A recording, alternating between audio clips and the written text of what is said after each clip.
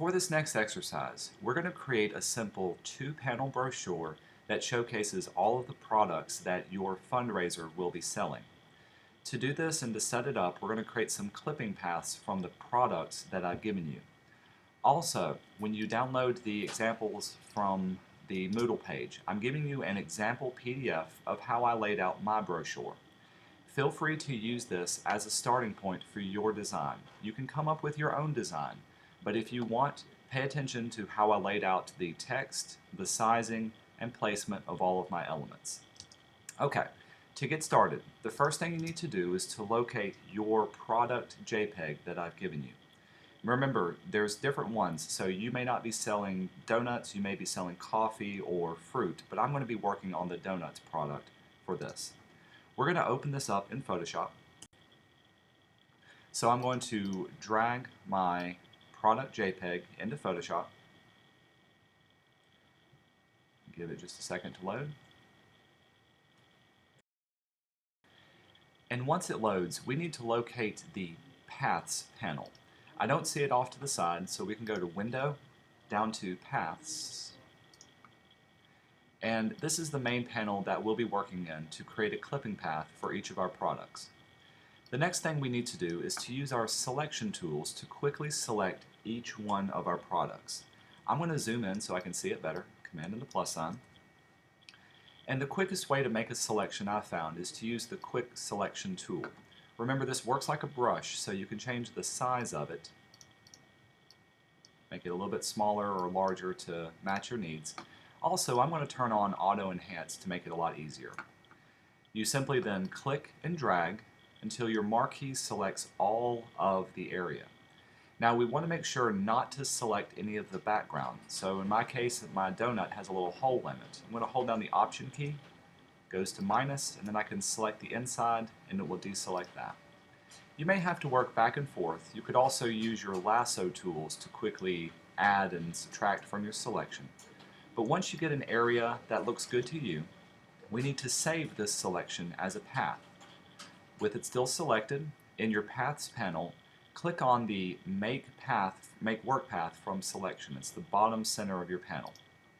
This will create a working path. Then we need to rename it whatever our product is. In this case, it's the Von Sweets. So double click, save the path name as the Von Sweets, and say OK.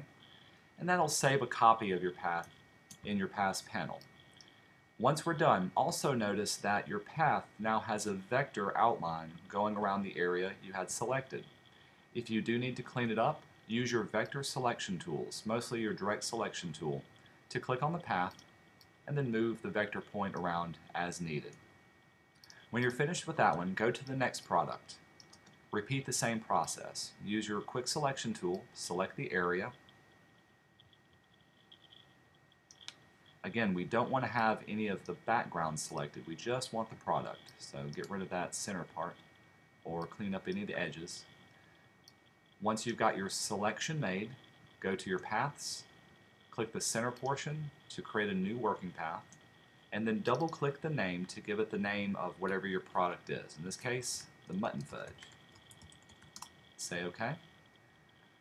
Once you've got your vector outline created, use your vector selection tools to clean it up if necessary. For instance, I can see up here I've gotten off by a little bit, so I can move that over and get it placed. Once you're happy with this, do all of the products that are on your page. Now I'm going to pause my recording and skip ahead, and I already have everything done.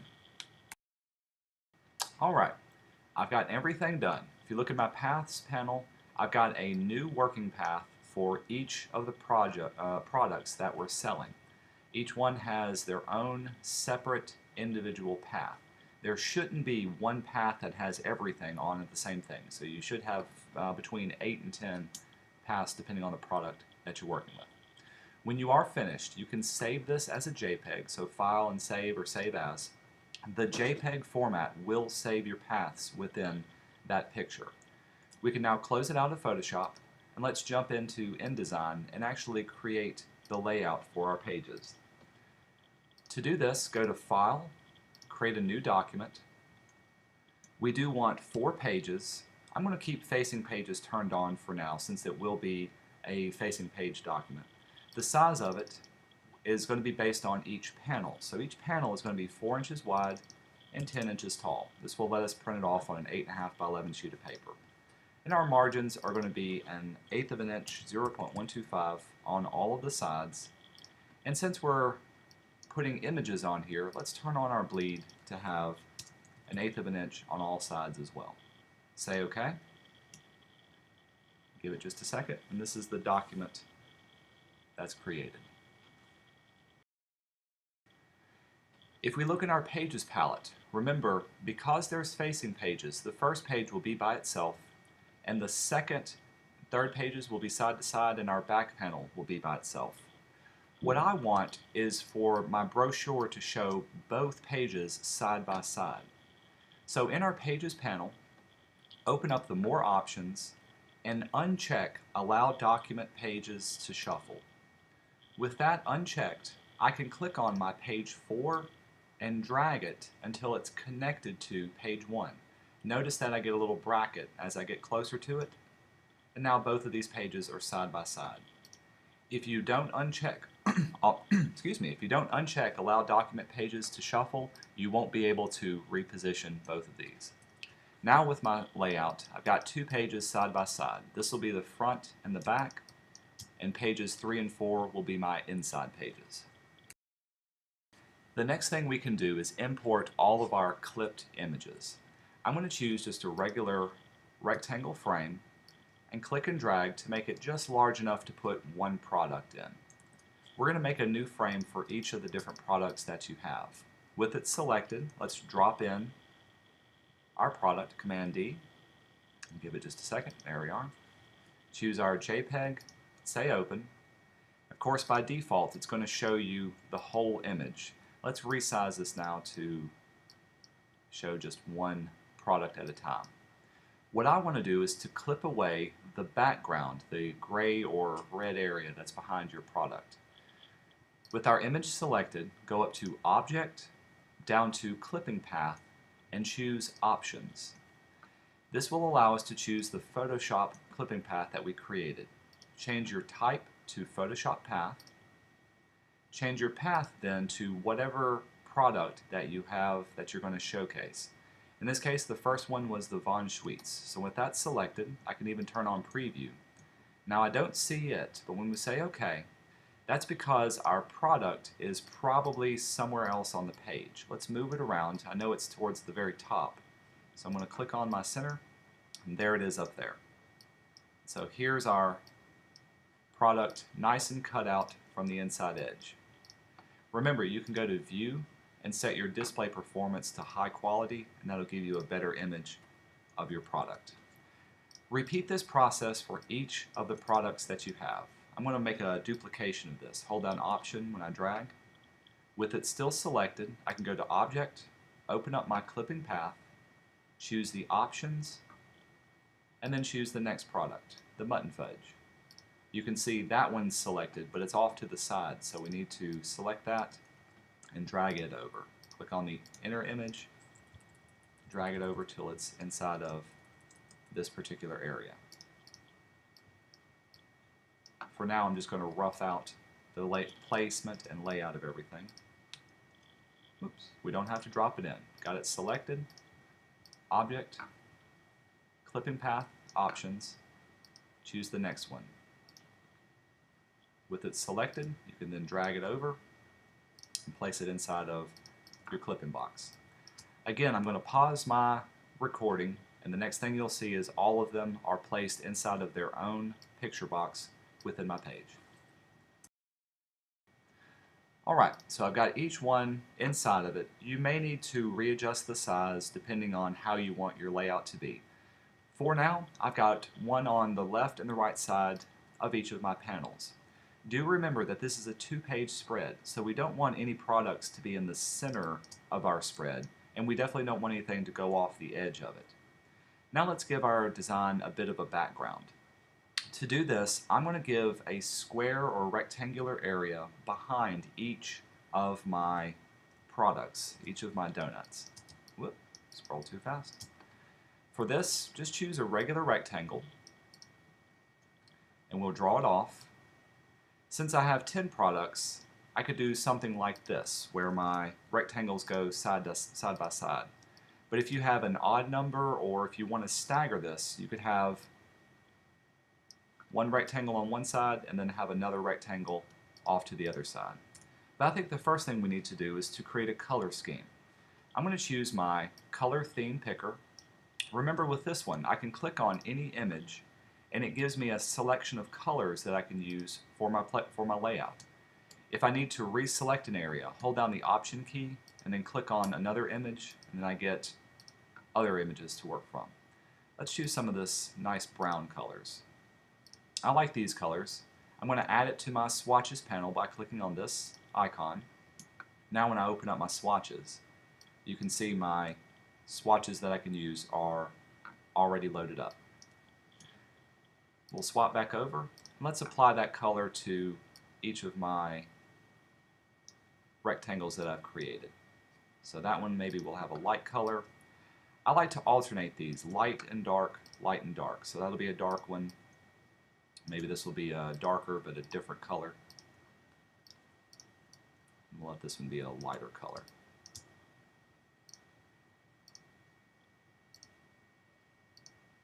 And we'll stick with that. And finally, this one will be our darker color. Since I have 5 different rows, it's pretty easy to space these out. So I'm going all selected. Let's drag them down. Another thing to remember is whenever you create items that go to the edge of your page, make sure that they also go all the way to your bleed edge, which is your red margin outside of your document edge. This way, when it goes to print, it prints all the way to the bleed, and then it's trimmed off in post-production.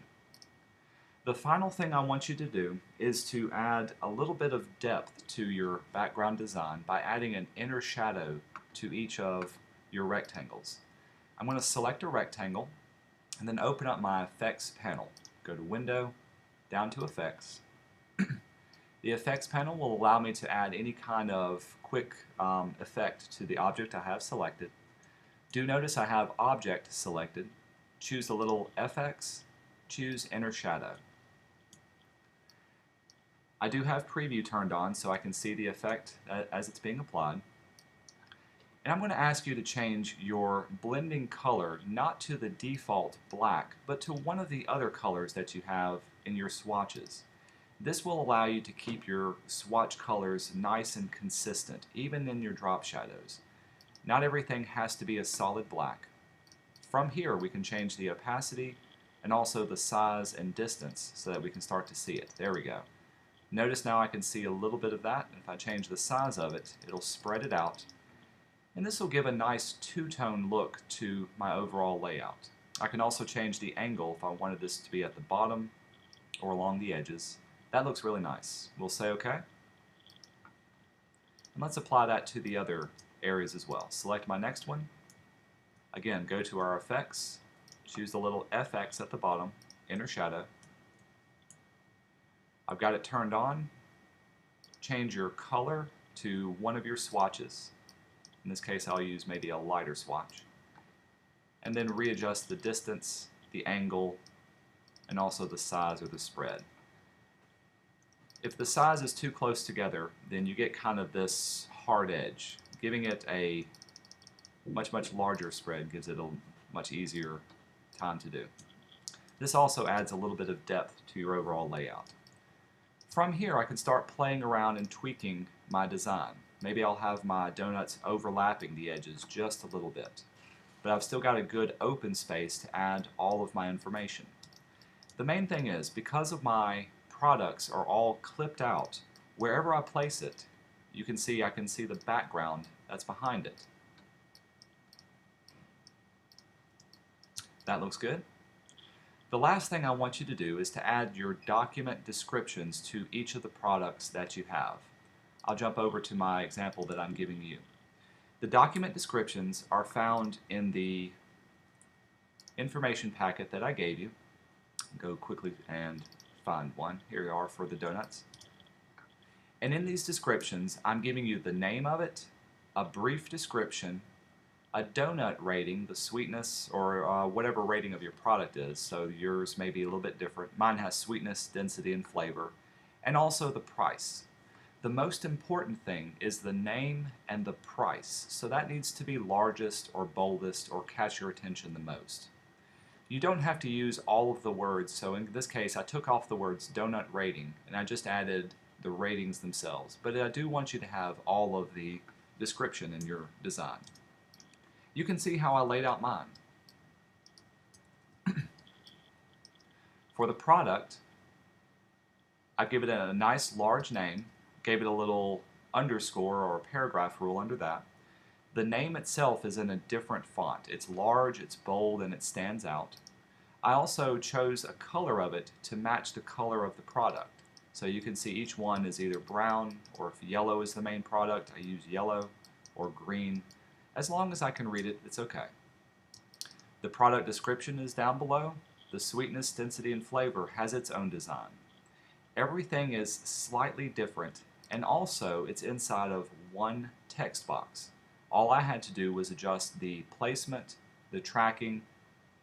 If you highlight my product description, you can also see I gave it some left indent, so I moved it over to track it out a little bit away from the left side. The ratings themselves are nice and bold and easy to read. Even the price is inside of here. Now to get it aligned with this area, all I had to do, see if I can highlight it, was to set my leading to be something very, very small. When the leading is less than the size of your font that you have, it'll bring it up into the next line that's above it. A final thing that I like to do, and this is my own personal preference, is if you ever have change or a decimal on any type of or currency or price listed, set that to be superscript. So rather than it being 10.25, the change being the same size as this, choose superscript, and that'll make it much smaller up at the top, and that will highlight the main price by itself. Let's zoom back out. Other things that I did was I added a drop shadow to each of my products. That made it stand out a little bit better. The drop shadow is another one of your effects that you can quickly add at the top. Play around with the colors. Don't use black as your drop shadow. The final thing I want you to do is also give it a front page design. Showcase each of your products. Since all of my products are clipped out, I chose to have them stacked on top of each other. I do want the logo on there somewhere, and the year and the name of the catalog. So in this case, 2017 catalog. And just for fun, I added a copyright to the back of the page. As far as the logo goes, I've given you the logo as a PDF in a variety of formats. You've got it as a full color logo and also as a one color logo. A common question that I get is changing the colors of logos. And here's the general rule. Your logo, if it's given to you as a full color, these are the corporate colors and they should never be changed. By changing up the corporate colors, that may cause some brand confusion or misidentity of the brand that you're using. And you always want to give it the correct colors that's created. If they give you a one color logo, this can be changed to whatever color you need. You don't have to keep it the solid black. To change the color, let's open this up in Illustrator. I've got it selected, hold down Control and click, choose Edit With, and we'll choose Adobe Illustrator as our product. Now this does have to open up Illustrator, so we'll give it just a second. Alright, with it opened, all I have to do is to select my logo. Oh, come on, give it just a second. In this case, I'm going to be selecting only the black logo that's at the top. Select the logo, change the color of it to white. When I save it, because I opened it up from InDesign and I go to close it back out again, when I go back to InDesign, it automatically updates and changes the color of it from here. So this is a great way to quickly and easily make those kinds of changes. Alright, the last thing you need to do is to save this as a spread PDF that has your printer marks. Go up to File, of course we do need to save it, But go to Export PDF Presets. We're going to choose a high quality print. This will save everything as nice high quality images. And we'll give it a name as a PDF. Hit Save. Under the options, make sure Spreads is selected. This will allow you to save your PDF as it is on your screen, side-by-side spreads instead of individual pages by themselves. Also, go to your marks and bleeds, turn on all of your printer's marks, and use your document bleed settings. When you do export, this will create your PDF, and the PDF that you have, if you look at my example, should look like this. It'll have both pages side by side, and it will have your printer's marks on all of the edges. Upload this PDF to Moodle once you're finished.